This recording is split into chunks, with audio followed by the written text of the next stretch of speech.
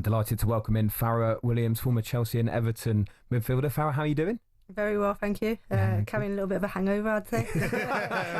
not that I was celebrating Chelsea's win or anything. Was it good fun? Yeah, really good fun. Oh, really good game. stuff. Good stuff. Yeah, I mean, what a season, a treble for them. And yeah, I mean, it's funny though, isn't it? Because when you look at what Sonia Pompastor was brought in for, you would probably say the priority was the Champions League, but you cannot write off how brilliant that season's been for them.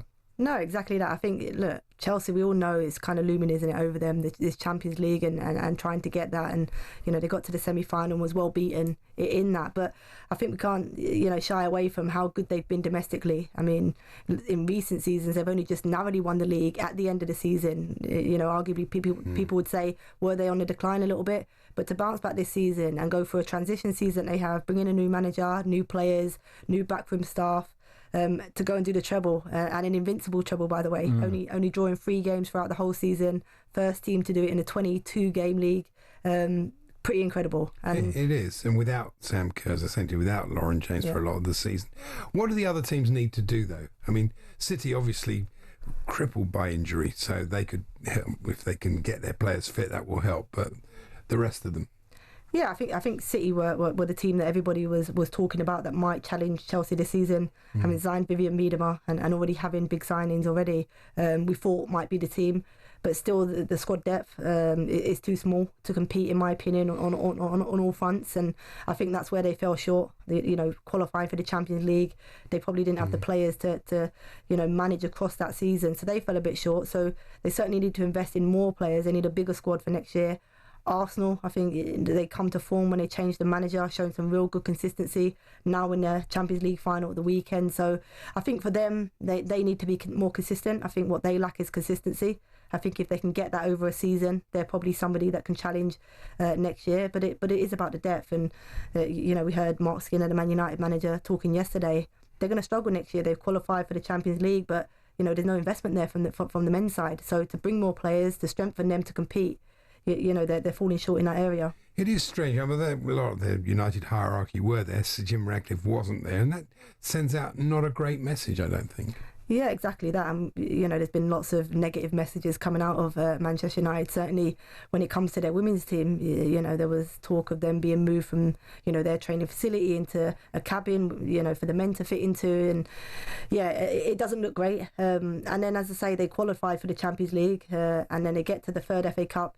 In their 3 years on the bounce. They've only been, together for only 7 years, so not long as a team. And they're achieving these things with not much backing. And the question mark would be is if they had a little bit more backing and investment, behind them, what could this team achieve? It's short-sighted too, because more and more, and both my granddaughters play, they're young, they're 9 and 10, but they both play, they both love it. And they become potential fans of men's clubs as well as the women's side, and I just think it's mad for United to do this. You've got a strong women's side and I think more and more clubs will want this. And the women's game will just get stronger. Exactly that. I think, I was a huge Chelsea fan growing up, and at the time I didn't know too much about their women's team. It wasn't a thing until, I got to the age of 12, and then I saw a little advertisement and kind of got into it that way. But you're right that, we are introduced into the game for females, into the men's game, but to have a women's team that you then can support and be a one kind of club mentality.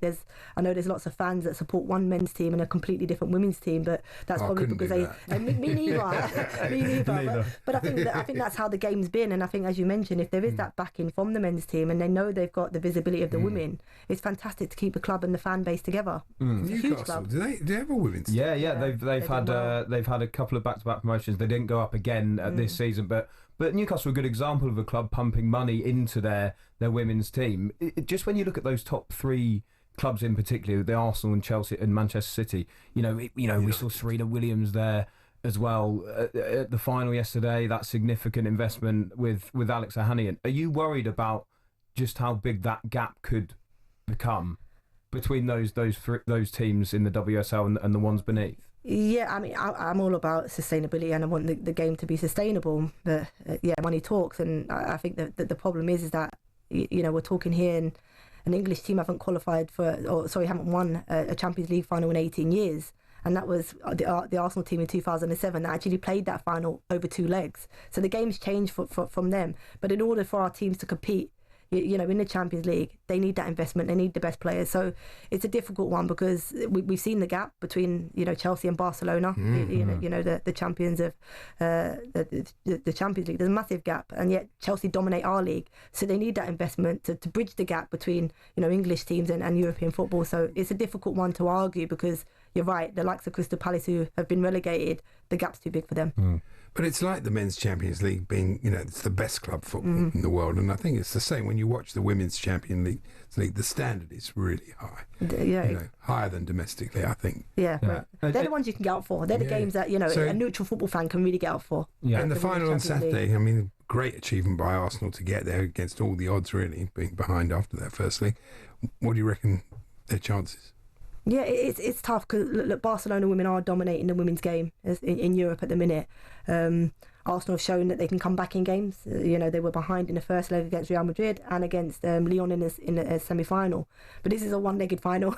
So for Arsenal fans that watched in 2007, a one-off game, they potentially can beat Barcelona, but it's going to be very difficult. They will have to execute a very good game plan in order to do that.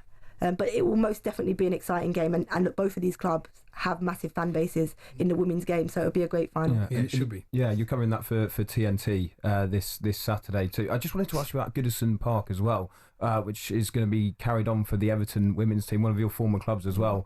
Everton, of course. That can only be a good thing, really. Oh, fantastic. They've backed their team, the women's team, for a long time. I love my time at Everton. They talk about the People's Club. They're exactly that, and it's an iconic ground. A ground that's got a lot of history. I was lucky enough to play there.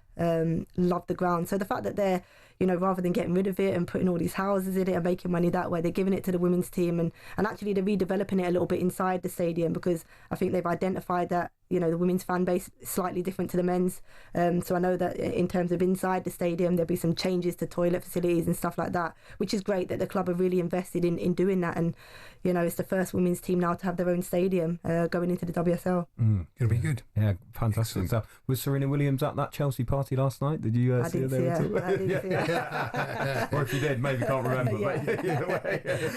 Farah, thank you very much indeed, especially enjoy for the final. To see us. Yeah, and enjoy the final. Farah will be there for TNT Sport. It'll be live on talkSPORT as well.